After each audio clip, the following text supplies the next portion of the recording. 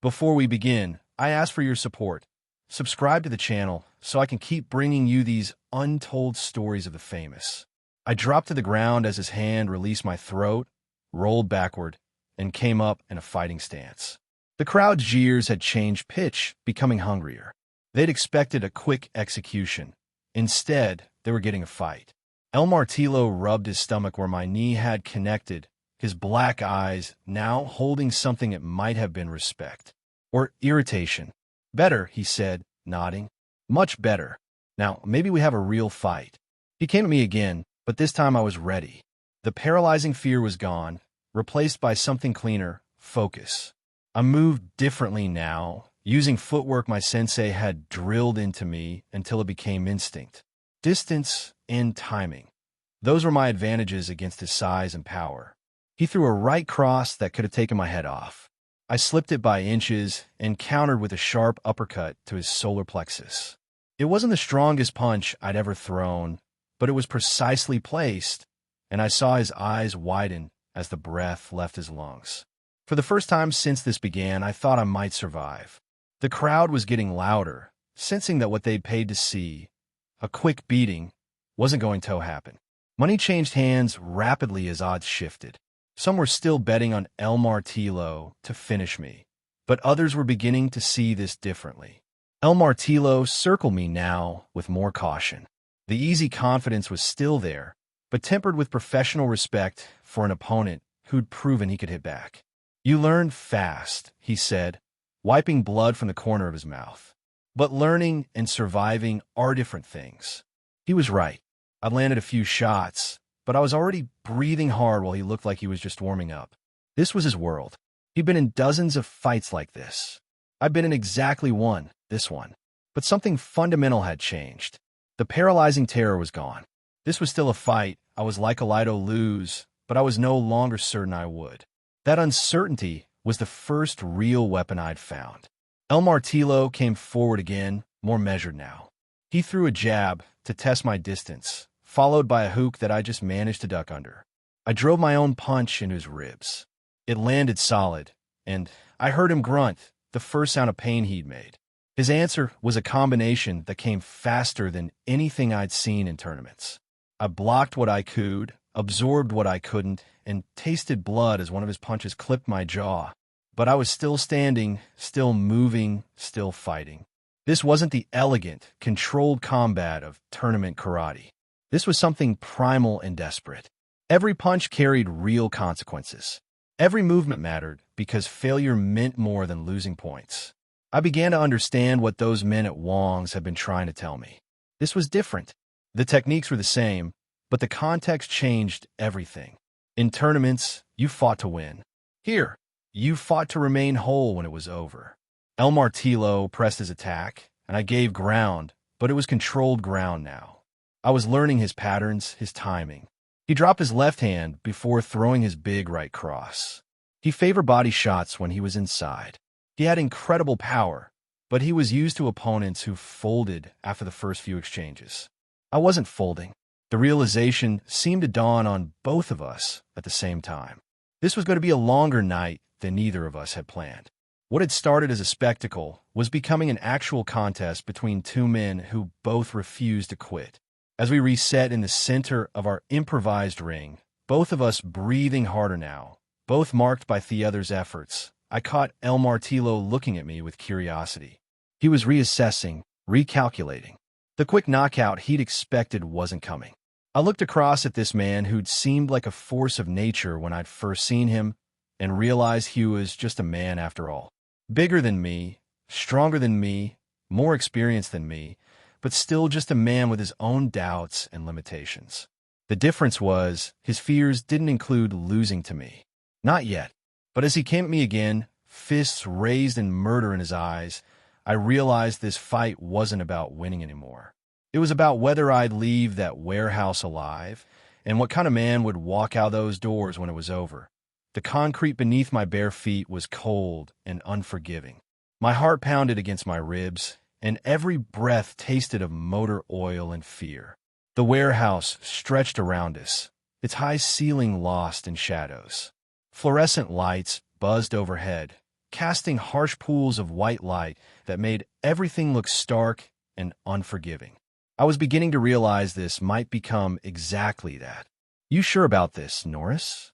The voice belonged to Mickey Rodriguez, a local fight promoter whose reputation was as scarred as his face. Gold teeth showed when he smiled, and his eyes held the calculating coldness that came from years of watching men destroy each other for money. "This ain't no tournament, boy. No refs, no rules, no stopping until one of you can't get up." I nodded, though my mouth felt dry. At 23, I thought I understood what real pressure meant. I was wrong about many things back then. This was 1963, 6 months before I'd ship out to Korea with the Air Force, and I was still just Chuck Norris from Ryan, Oklahoma, population 834. I wasn't the Chuck Norris of movies or black belts or $1,000 seminars. I was a kid with calloused knuckles and something to prove, standing in a Los Angeles warehouse at 2 in the morning, about to fight a man who would allegedly put 3 opponents in a hospital with permanent injuries. "The money's on the table," Mickey continued, gesturing toward a card table where stacks of crumpled bills sat under a single bare bulb. "500 to the winner. Nothing to the loser." He paused, letting it sink in. "Assuming the loser walks out of here." The crowd pressed closer, maybe 30 people, all men, all looking like they'd crawled out of the city's toughest neighborhoods. Construction workers still dirty from their shifts, bikers with prison tattoos, businessmen who'd shed their suits somewhere between their offices and this warehouse. They reeked off cigarettes and cheap beer. Money changed hands in urgent whispers as they sized me up against my opponent. And what an opponent he was. Carlos El Martillo. Mendoza stood 6'4" and weighed what looked like 260 pounds of solid muscle. His chest was marked with scars, some clearly surgical, others not.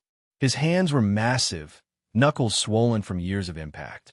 But it was his eyes that unsettled me most. They were black and completely empty of doubt. This wasn't sport to him. This was what he lived for. "El Martillo," Mickey announced. 38 fights, 38 wins. 27 knockouts, 11, he paused for effect. Long-term hospital stays.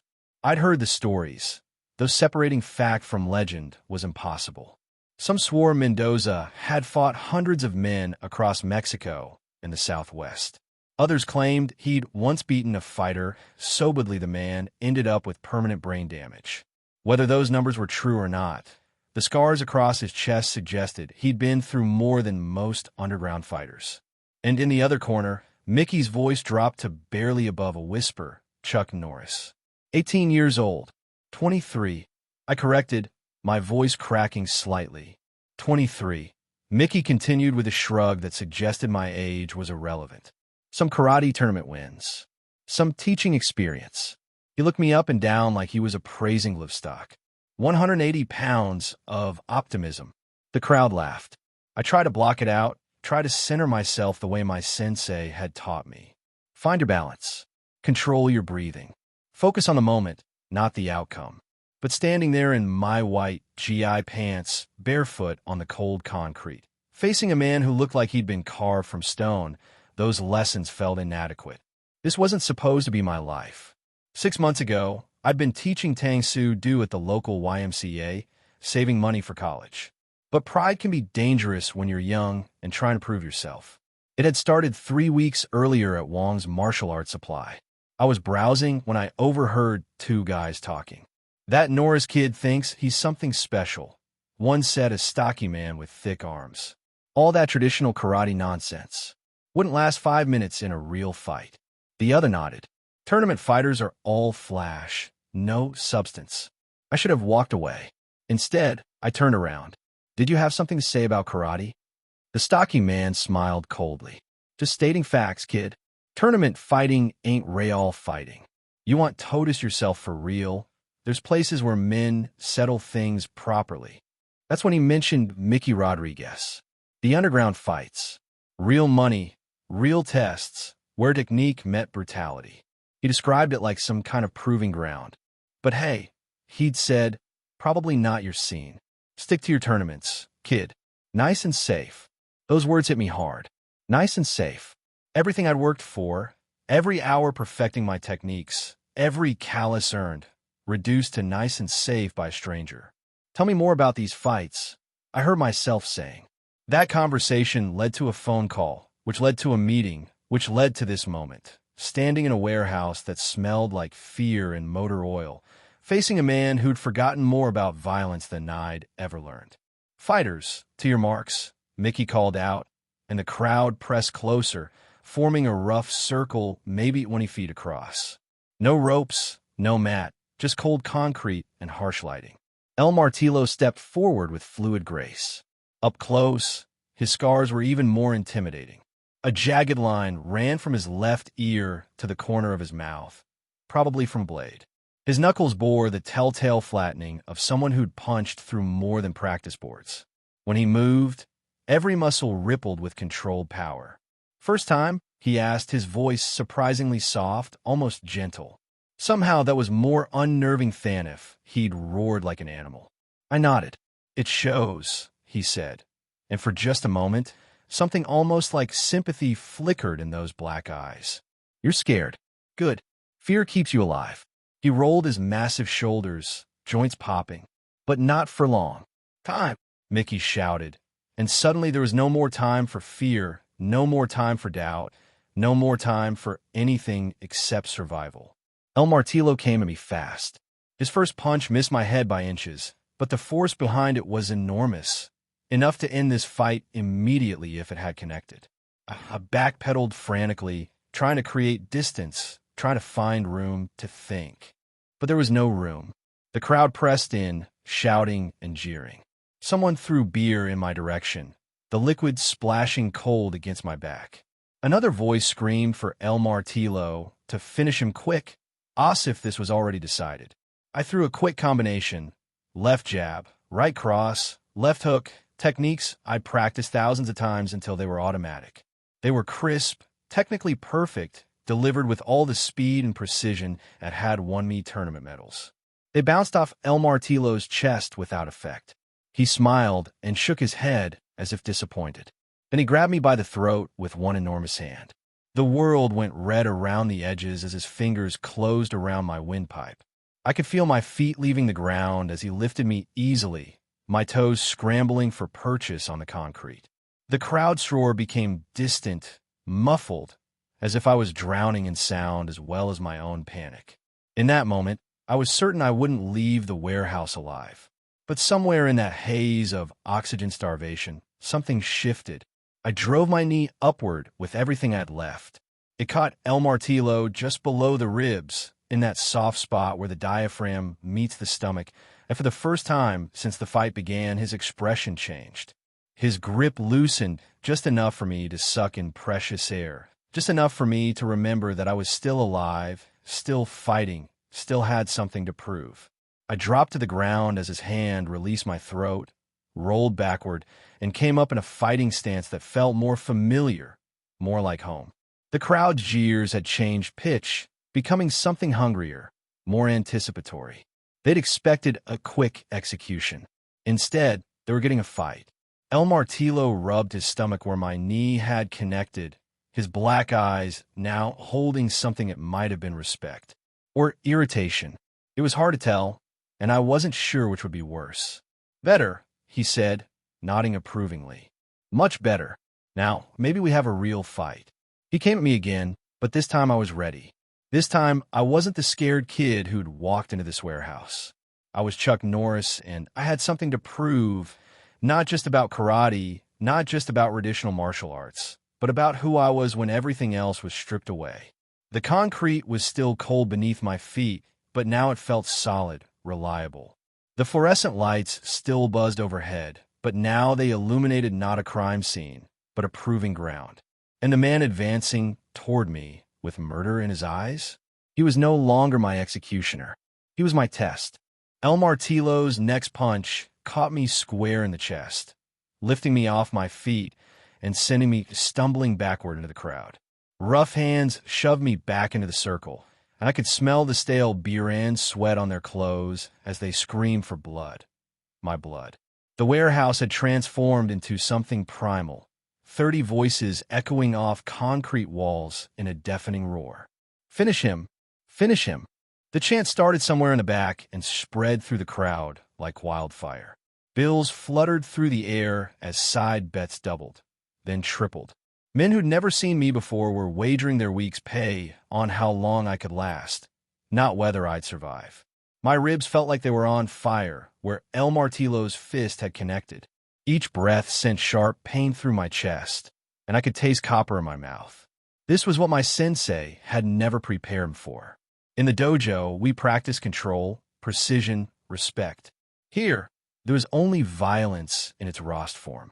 El Martillo advanced with the patience of someone who'd done this before. His earlier caution was gone, replaced by professional efficiency. He tested me, found my limits, and now he was simply going toe work within them until I collapsed. "You fight like a dancer," he said, his voice carrying easily over the crowd's noise. "Pretty moves, not power. This is what happens when dancing meets fighting." He feinted left, then drove a right uppercut into my solar plexus that folded me in half. Air exploded from my lungs, and the world went white around the edges. I stumbled backward, trying to create distance, trying to breathe through the fire in my core. The crowd sensed weakness. Their shouts became more frenzied. Someone threw an empty beer bottle that shattered near my feet, spraying glass across my path. I thought of my father then, as El Martillo stalked me across the warehouse floor. Ray Norris had been a mechanic in Ryan, Oklahoma, a man who believed that hard work and discipline could overcome any obstacle. He'd never had much use for martial arts, saw them as foreign nonsense, a waste of time that could be better spent learning a trade. "Fighting don't put food on the table, son," he'd told me when I'd announced my intention to pursue karate seriously. "And it sure don't make you a man. Real men solve their problems with their heads, not their fists." But here I was, solving problems with my fists because my head hadn't been enough. Here I was, proving everything my father had suspected about martial arts, that they were elaborate games for people who couldn't handle real conflict. El Martillo's next combination came faster than I could process. A jab snapped my head back, opening him up for a cross that caught me flush on the cheekbone. The impact sent white explosions across my vision, and I felt my legs turn to rubber. I managed to stay upright, but barely. "Still dancing," he said, almost conversationally. "But the music is ending." He was right. My footwork, which had served me well in tournaments, felt clumsy on the rough concrete. My timing, honed through thousands of hours of practice, seemed useless against someone actively trying to hurt me. Everything I'd learned was proving inadequate against raw brutality. The next punch caught me in the temple, and suddenly I was back in my sensei's dojo in Torrance, California. Master Shin was demonstrating a technique, his movements fluid and precise, his voice calm and measured as he explained the philosophy behind Tang Soo Do. "Martial arts is not about fighting," he would say, adjusting my stance with gentle hands. "Fighting is what happens when martial arts fails. We study to avoid conflict, not to seek it." I could see him clearly in my mind's eye, a small, elderly Korean man who moved like water and spoke like a poet. He'd taken me under his wing when I was 18 and angry at the world, channeling mirage into something constructive, something beautiful. "Power without control is meaningless," he'd taught me. "Control without wisdom is dangerous. Wisdom without compassion is evil. You must find a balance, Charles Sand." But there was no balance here. No control, no wisdom, no compassion. There was only El Martillo's fist driving into my stomach, doubling me over and leaving me gasping on the warehouse floor like a fish pulled from water. The crowd roared its approval as I went down to one knee. This was what they'd paid to see, the moment when technique met reality and reality won. Money changed hands rapidly as the odds shifted decisively in El Martillo's favor. I was no longer a fighter in their eyes. I was entertainment, a sideshow about to reach its inevitable conclusion. "Get up, boy," El Martillo said, standing over me with his hands on his hips. "I ain't finished with you yet." I struggled to my feet, legs shaking, vision blurred. My GI pants were torn at the knee, where I'd hit the concrete, and I could feel blood trickling from cuts on my face. Everything hurt. Not just the places where he'd hit me, but everywhere, as if the violence was spreading through my system like poison. But I got up, not because I thought I could win, not because I had some brilliant strategy, but because the alternative was unthinkable. I'd walked into this warehouse as Chuck Norris, martial artist and instructor. I couldn't walk out as Chuck Norris, quitter and fraud. El Martillo smiled when he saw me rise. It wasn't a pleasant smile. It was the expression of a man who enjoyed his work. Good, he said. I was hoping you had more fight in you. I thought of my students then, the kids I taught at the YMCA, who looked up to me. What would they think if they could see me now, bloodied and beaten? Sensei Chuck can beat anybody, little Tommy Martinez had told his mother after class one day. I dove her hard and felt pride that now seemed hollow. He knows all the secret moves. Secret moves. If only there was some hidden technique that could even the odds. But there wasn't. There was only me, getting systematically destroyed by a man who'd forgotten more about fighting than I'd ever learned. El Martillo broke me down methodically.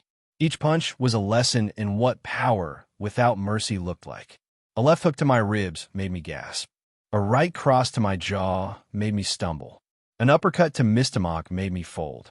El Martillo's next punch caught me in the mouth, splitting my lip and sending me reeling backward. Blood ran down my chin, warm and metallic, and I could feel my left eye beginning to swell shut. The warehouse floor felt unsteady beneath my feet. Had enough yet? El Martillo asked, not even breathing hard. He looked like he could do this all night. I tried to answer, but all that came out was a groan. My jaw felt loose, possibly cracked. The taste of blood was overwhelming. The crowd sensed the end approaching. Someone started to count down, though I couldn't tell what they were counting down to. Others were already heading for the exits, having seen enough. El Martillo stepped in close, blocking out the harsh warehouse lights. Up close, I could see the old scars on his knuckles, the calluses that spoke of years spent in fights like this. This is what real fighting looks like, he said quietly. Not your pretty tournaments with their rules and referees. This is what happens when martial arts meets the street. His uppercut started somewhere near the floor and ended at my chin. The impact lifted me off my feet and sent me crashing backward into the crowd. This time, they let me fall. I hit the ground hard, my head bouncing off the floor. Stars exploded across my vision, and for a moment, I wasn't sure where I was. The warehouse ceiling swam above me, the fluorescent lights creating halos that pulsed with my heartbeat. Mickey Rodriguez started the count. 1. I tried to move, but my arms wouldn't obey. The connection between my brain and my body seemed severed. 3. The crowd was on its feet, screaming wildly. Money flew through the air as final bets were placed. I was no longer a person to them, just another casualty. 5. I thought of Master Shin again, of his gentle hands adjusting my stance, his patient voice explaining the deeper meanings behind the techniques. Had I betrayed everything he'd taught me by coming here? 7. The counting echoed off the warehouse walls, each number driving home that I was about to become another cautionary tale. Another young martial artist who'd learned too late that real fighting bore no resemblance to what he'd studied. 8. I tried one more time to push myself up. My right hand pressed against the concrete, muscles straining. For a moment, I thought I might actually make it. Then my arm gave out. 9. The warehouse had gone quiet except for Mickey's voice and my own labored breathing. I closed my eyes and waited for the number that would make it official, that would transform me from Chuck Norris, martial artist, to Chuck Norris cautionary tale. Mickey Rodriguez raised his voice for the final count. 10. The count was over. The fight was finished. I lay on the cold concrete, tasting blood and defeat, while the warehouse erupted in celebration. Money changed hands. Voices rose in triumph and disappointment.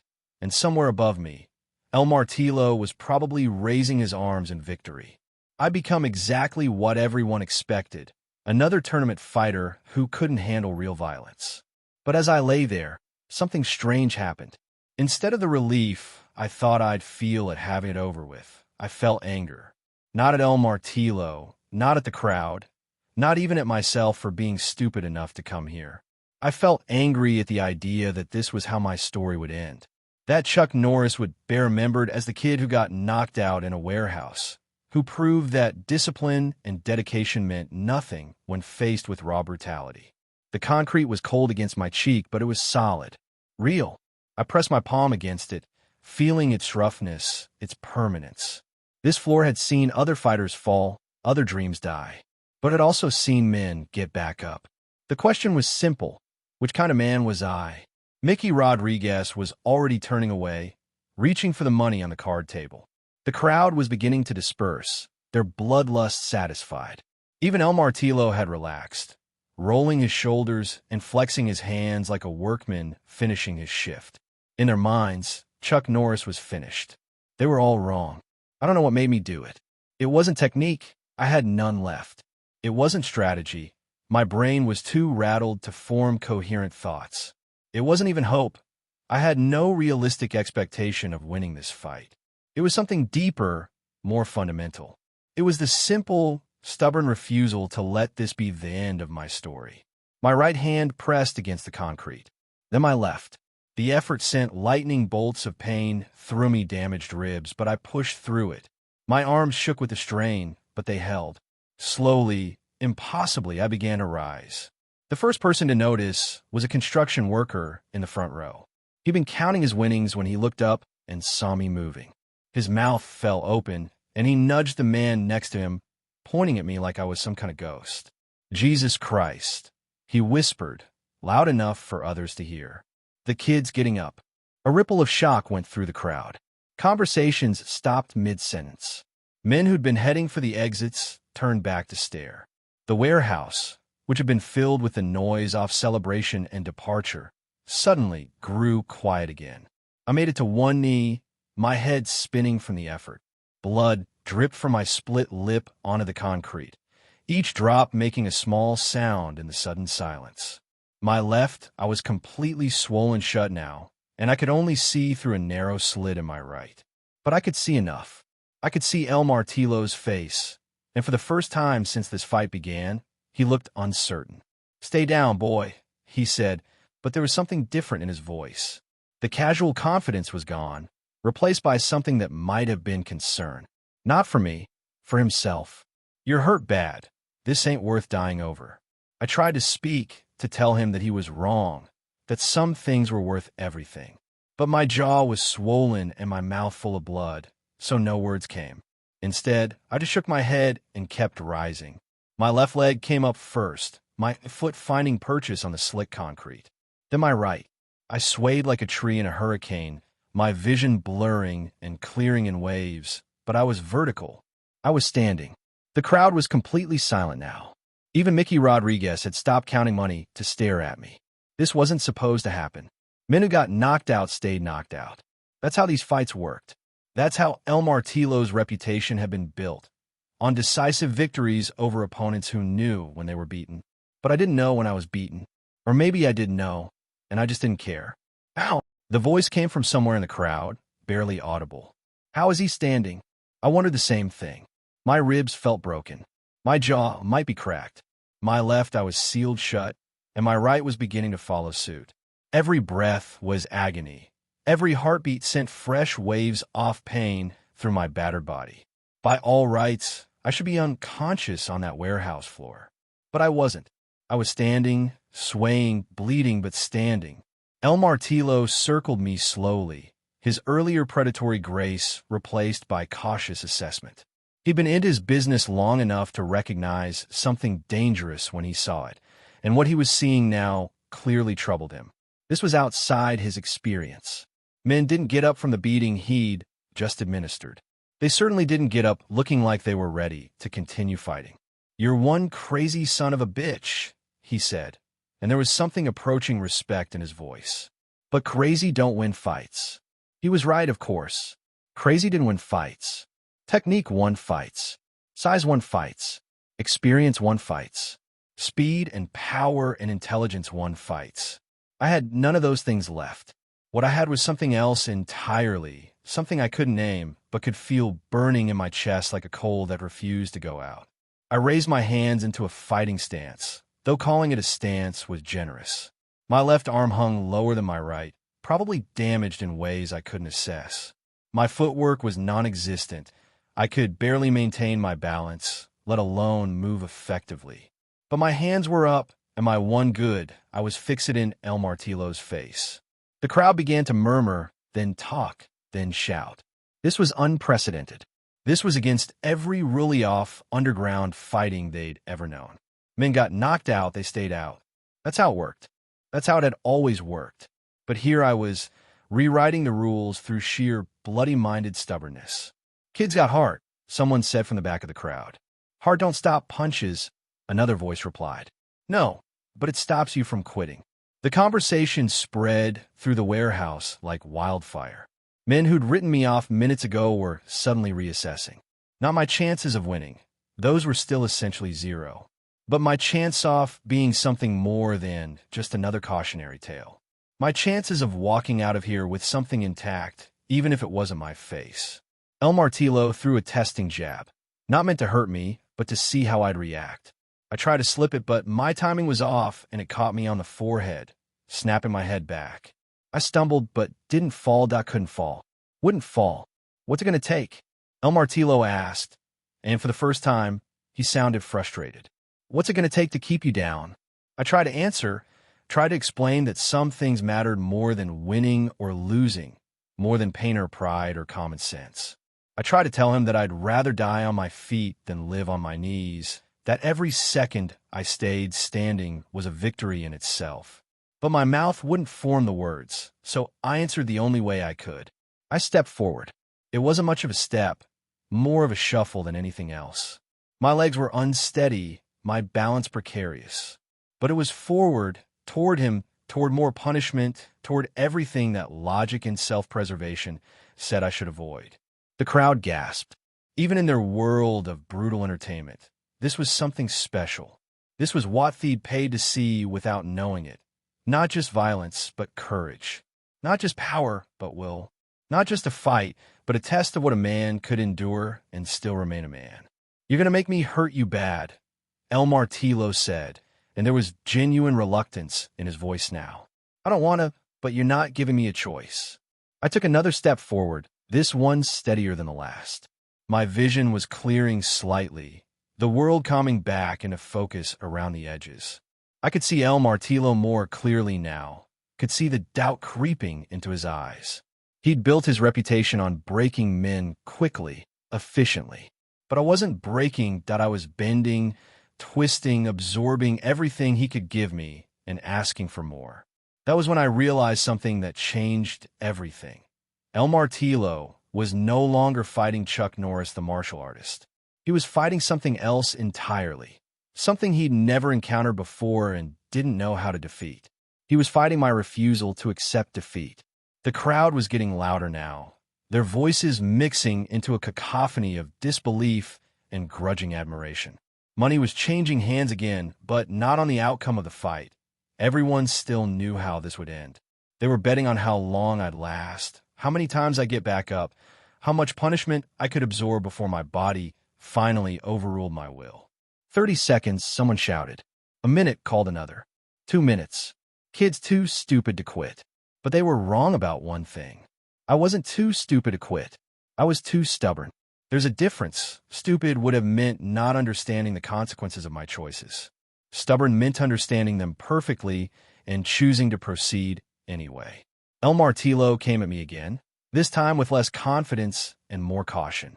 His punches were still devastating, but they lacked the casual efficiency of before. He was having to work now, having to think, having to adjust his strategy for an opponent who refused to follow the script.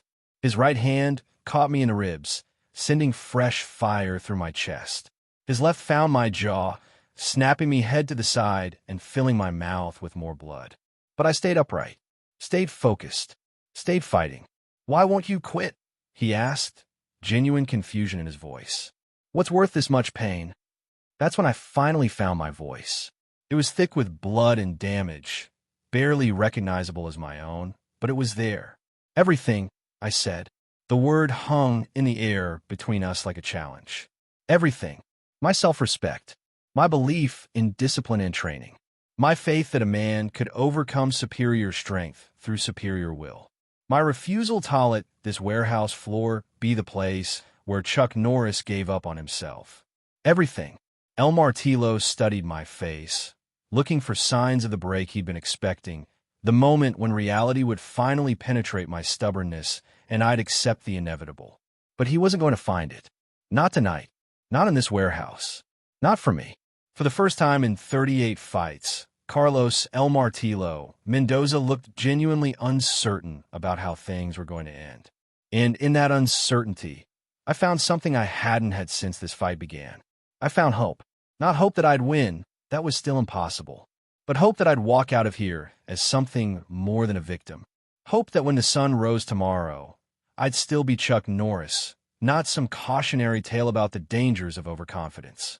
I wiped blood from my mouth with the back of my hand and raised my fists again. They shook with exhaustion and pain, but they were up.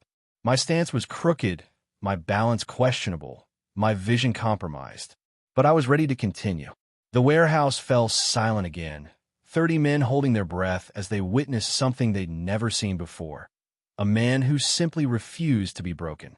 El Martillo looked at me for a long moment, his black eyes searching mine for any hint of surrender. But all he found was determination. Bloody, battered, barely conscious determination, but determination nonetheless. "All right then," he said finally, rolling his shoulders and raising his own fists. "Let's see what you're really made of." But as he stepped forward to continue our war, I could see something in his face that hadn't been there before. Something that told me this fight had become something neither of us had expected. He was no longer certain he could break me. And for the first time since I'd walked into this warehouse, neither was I. El Martillo came at me with a fury I hadn't seen before. Gone was the professional calm, the methodical efficiency. In its place was raw anger, the frustration of a man whose entire identity was built on breaking opponents quickly and decisively. For 38 fights, men had stayed down when he put them down. I was rewriting rules that had never been questioned, and he didn't like it. His first punch came at my head like a sledgehammer. I managed to slip it partially, taking the blow on my shoulder instead of my jaw, but the impact still sent me staggering sideways into the crowd. Hands pushed me back toward the center of the circle, but now those hands felt different, not malicious, but almost reverent. I'd become something they'd never seen before, and even as they pushed me back to take more punishment, there was respect in their touch. The warehouse had exploded into chaos. Every man in that concrete cathedral was on his feet, screaming himself hoarse. Some were still calling for my destruction, but others had begun chanting my name. Not Chuck, but Kid. Over and over, Kid. Kid. Kid. It wasn't about supporting me anymore. It was about witnessing something that transcended sport or entertainment. They were watching a man discover who really was under pressure that would have crushed most people. "Stay the hell down," El Martillo roared. And for the first time since this fight began, his voice cracked with something approaching desperation. He threw a combination that would have felled a horse.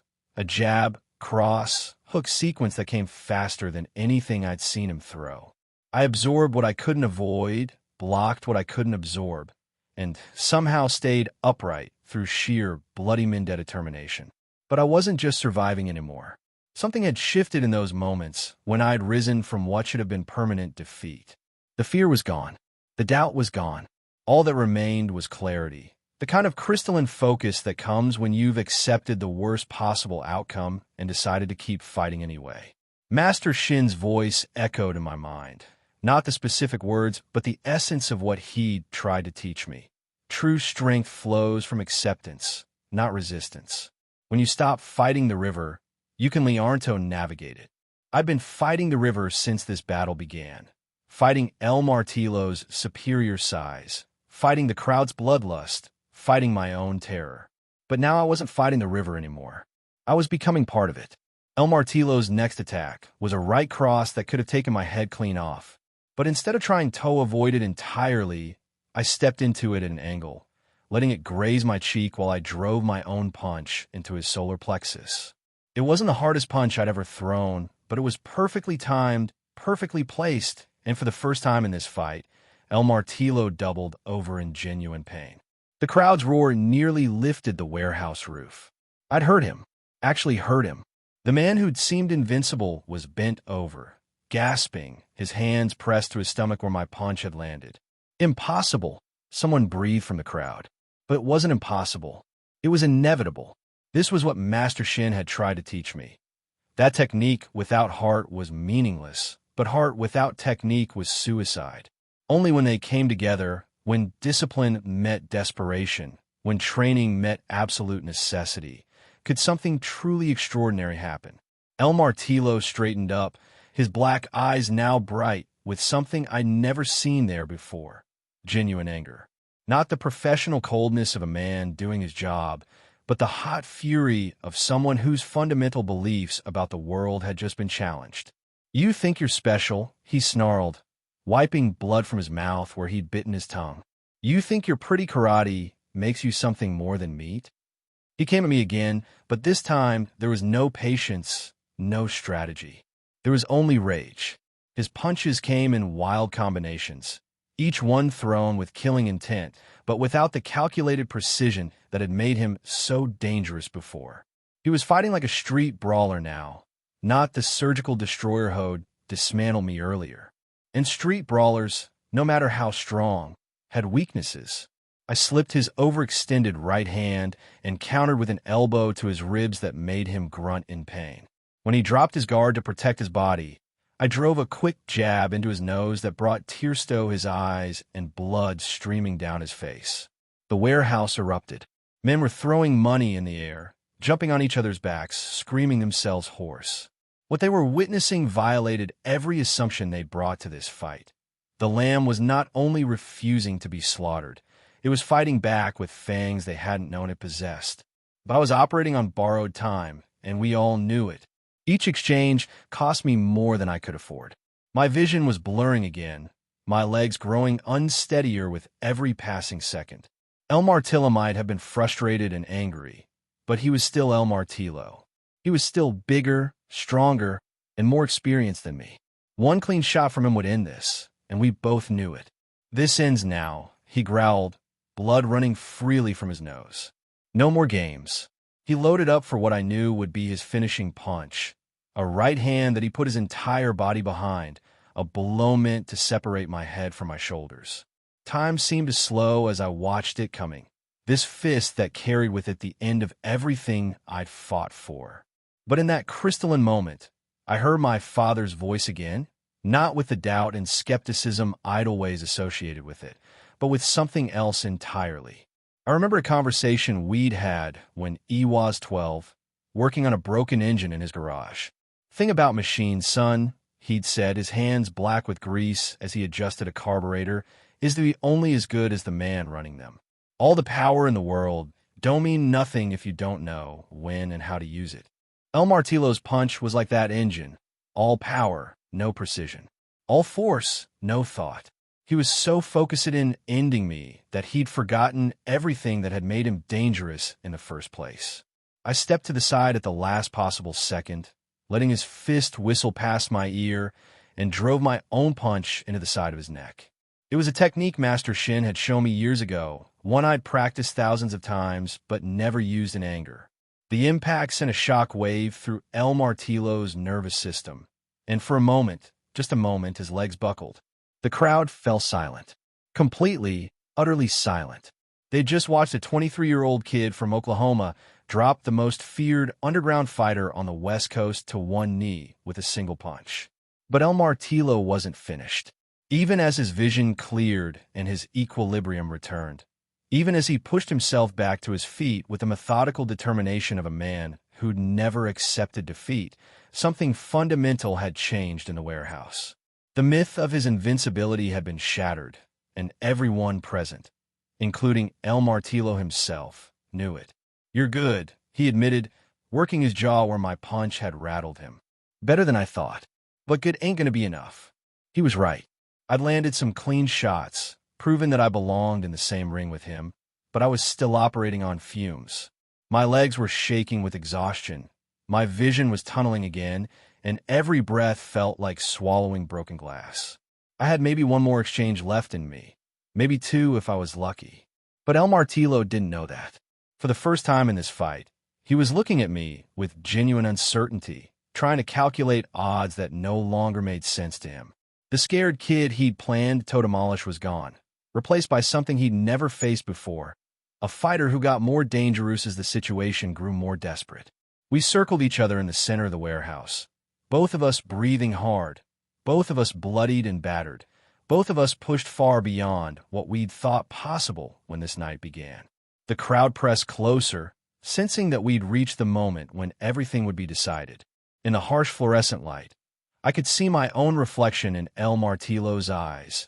Split lip, swollen face, gipants torn and bloody. I looked like I'd been through hell, which was accurate enough. But there was something else in that reflection, something that made El Martillo's expression grow even more uncertain. There was no fear, no doubt, no surrender. There was only Chuck Norris, stripped down to his absolute essence, ready to discover what that essence was really worth. "Come on then," I said, my voice barely recognizable through swollen lips and damaged throat. "Let's finish this." El Martillo nodded, understanding that we'd reached the point where words were meaningless. One of us was going to walk out of this warehouse, and one of us was going to be carried out. There was no middle ground left, no possibility of a draw or a technical decision.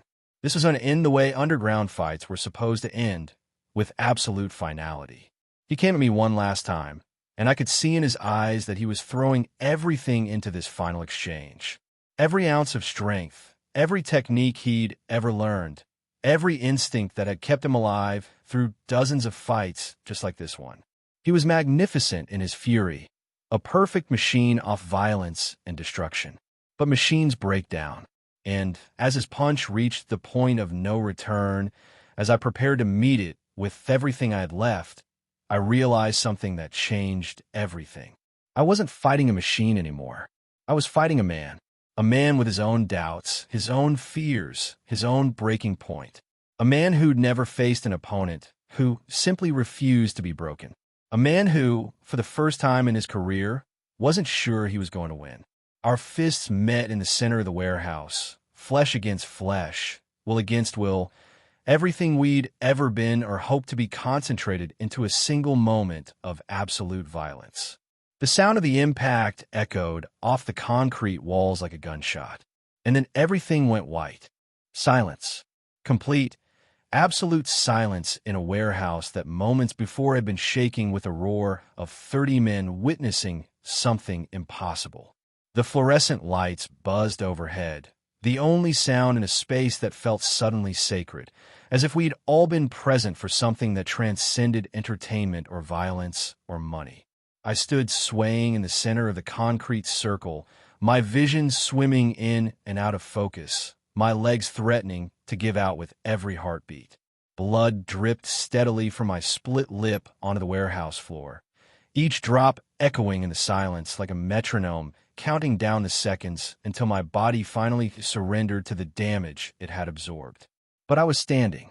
10 feet away, Carlos El Martillo, Mendoza, lay motionless on the cold concrete, his massive frame crumpled like a demolished building. His chest rose and fell with shallow breaths, but his eyes were closed, and his right hand, the hand that had broken 37 men before me, lay open and still beside his head. The silence stretched on, broken only by the sound of my labored breathing and the distant hum of traffic from the Los Angeles streets outside. No one moved. No one spoke. No one seemed to know what to do with what they just witnessed. Mickey Rodriguez was the first to find his voice, though it came out as barely a whisper. "Winner," he said, then cleared his throat and tried again, louder this time. "Winner by knockout. Chuck Norris." The words hung in the air like smoke, and still no one moved. They'd come here expecting to see a scared kid get systematically destroyed by a legend of underground fighting. Instead, they'd watched the legend fall and the kid transform into something none of them could quite name. Finally, someone in the back started clapping. Slowly, deliberately, like he was applauding a symphony rather than a street fight. Another man joined him, then another, until the warehouse was filled with the sound of 30 pairs of hands acknowledging something they'd never expected to see. It wasn't celebration. There was nothing celebratory about what had happened here. Two men had pushed each other beyond the breaking point, and only one was still standing. It was recognition, respect, the kind of reverence usually reserved for monuments or graves. I tried to take a step toward the exit, but my legs finally gave out. I didn't fall. Falling would have been too final, too much like surrender. Instead, I sank slowly to one knee, my hand pressed against the concrete for support, trying to catch my breath and make sense of what had just happened. That's when I saw El Martillo's eyes open. He was conscious, aware, but something fundamental had gone out of him. The casual violence, the predatory confidence, all of it was gone, replaced by something it'd never seen in those black eyes before. Uncertainty. He tried to sit up, failed, tried again. On his third attempt, he managed to push himself into a sitting position, his back against the warehouse wall. Blood ran from his nose and mouth, and there was a glassy quality to his stare that suggested the punch to his neck had done more damage than either of us had realized in the moment. "Ow," he asked, his voice barely audible across the 10 feet that separated us. "How are you still standing?" I tried to answer, tried to explain that I didn't know myself, that everything I'd thought I understood about strength and weakness, about martial arts and real fighting, about who I was and what I was capable of, had been proven wrong in the span of an hour. But my throat was too damaged, my jaw too swollen, to form coherent words. Instead, I just shook my head and slowly, carefully pushed myself back to my feet. The crowd parted as I made my way toward the warehouse exit, creating an aisle like I was walking down the nave of a church. No one tried to shake my hand or slap my back. No one offered congratulations or a sked for autographs. They just watched in silence as I passed, and in their eyes I could see something that would stay with me for the rest of my life. I could see that they were looking at me differently than they had when I'd walked in. When I'd entered this warehouse, I'd been Chuck Norris, martial arts instructor, tournament competitor, a young man with something to prove. Now, I was something else entirely, something they didn't have a name for yet, but instinctively recognized. I was someone who simply could not be broken. Outside, the Los Angeles night was crisp and clear. The warehouse had been stifling, thick with cigarette smoke and the scent of violence. But out here the air was clean and cold against my damaged face. I stood on the sidewalk for a long moment, looking up at stars that seemed impossibly bright after the harsh fluorescent lighting inside. My father's voice came back to me then, not with the skepticism I'd always heard before, but with something that might have been understanding. "Fighting don't make you a man, son." He'd been right, of course. Fighting didn't make you a man. But discovering what you were willing to endure, what you were willing to sacrifice, what you were willing to become when everything else was stripped away, that was different. That was something else entirely. I thought of Master Shin, of his gentle hands and patient voice, of his teachings about flowing like water and finding balance in chaos. Tonight, I'd learned that his philosophy wasn't about avoiding conflict. It was about remaining yourself in the middle of it, about maintaining your essence when everything around you was trying to destroy it. True strength flows from acceptance, not resistance. I'd accepted tonight, accepted the pain, accepted the odds, accepted that I might not walk out of that warehouse alive. And in that acceptance, I'd found something I hadn't known I possessed, a core off-determination that apparently could not be shattered no matter how much punishment it absorbed. I started walking toward my car, parked 3 blocks away in what had seemed like safety when I'd arrived. Each step was agony, each breath a reminder of the damage my body had sustained. My left, I was completely sealed shut, my ribs felt like broken glass, and my hands were swollen to twice their normal size. But I was walking, upright, under my own power. When I got home to my small apartment in Torrance, I have to figure out how to explain my appearance to anyone who saw me. I'd have to decide whether to tell Master Shin what I'd done, whether to confess to my students that their sensei had violated everything he'd taught them about discipline and control. But those were problems for tomorrow. Tonight, I'd learned something that would stay with me for the rest of my life, through every movie, every tournament, every moment when someone would challenge me toughness or question my courage. I'd learned that there was something inside me that simply could not be defeated, not by superior size or strength, not by pain or fear or the possibility of death, not by 30 men screaming for my blood or by professional fighters who'd built their careers on breaking people like me. There was a core of stubbornness, of refusal, of absolute determination that apparently ran deeper than bone, deeper than muscle, deeper than any technique I could learn or any trophy I could win. When I reached my car, I caught my reflection in the side mirror. The face looking back at me was barely recognizable, swollen, bloodied, marked by violence in ways that would take weeks to heal. But the eyes were still mine, still clear, still undefeated. I thought of little Tommy Martinez and the other kids I taught at the YMCA, of their faith in Sensei Chuck and his secret moves. Maybe there were secret moves, after all. Maybe the most secret move of all was the simple refusal to quit when quitting was the only logical option. As I drove through the empty Los Angeles streets toward home, I realized that something fundamental had changed in that warehouse. I'd walked in as Chuck Norris, the martial arts instructor, hoping to prove that traditional fighting could hold its own against street brutality. I was driving home as something else entirely. I was driving home as a man who discovered that the most important battle wasn't between different fighting styles or different philosophies or different approaches to violence. The most important battle was between who you thought you were and who you actually were when everything comfortable and familiar was stripped away. And for the first time in my life, I knew exactly who I was. I was someone who would never, ever quit. The warehouse grew smaller in my rearview mirror until it disappeared entirely.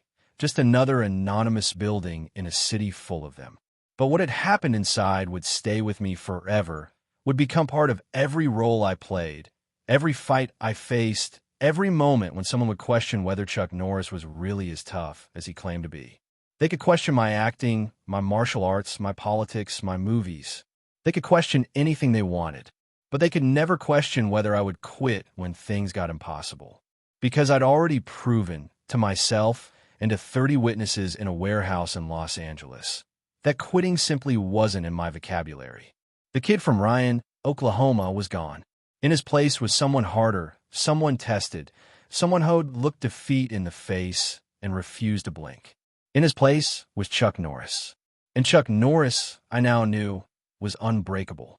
If you enjoyed this story, make sure to subscribe and leave a like.